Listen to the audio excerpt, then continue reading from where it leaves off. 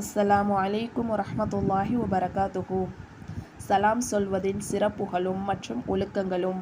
ஃபதாயிலு ஸலாமி வ ஆதாபுஹா. ஐயுல் ஸலாமி ஹைர்.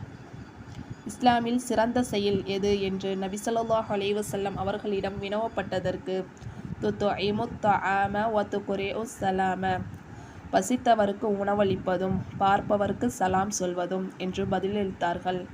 எனவே ஒரு முஸ்லீமை சந்தித்தால் அஸ்ஸலாமு அலைக்கும், தாங்கள் மீது சாந்தி நிலவட்டும் என்று கூறுவது சுன்னத்தாகும்.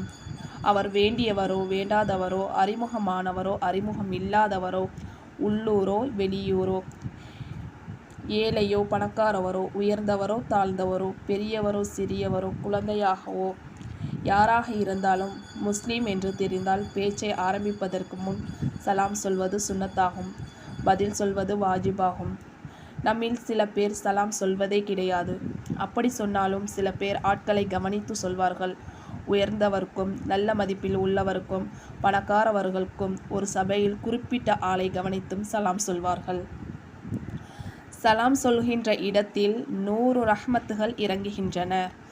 யார் பிரியத்துடன் சலாம் சொல்கிறாரோ அல்லது பதில் சொல்கிறாரோ அவருக்கு 90 ரஹ்மத்தும் மற்றவருக்கு 10 ரஹ்மத்தும் கிடைக்கிறது.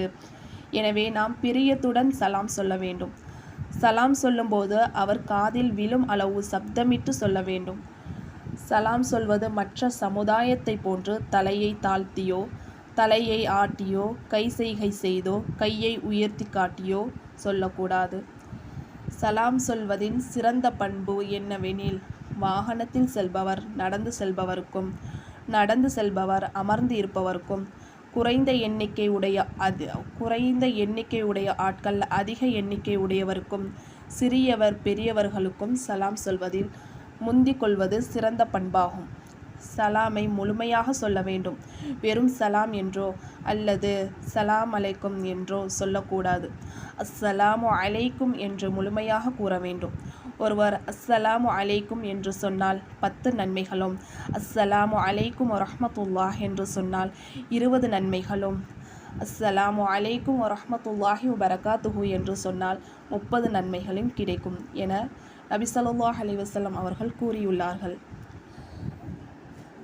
நாம் தொலைபேசியை அல்லது அலைபேசியை பேசும்போது ஒரு முஸ்லீம் அஸ்ஸலாமு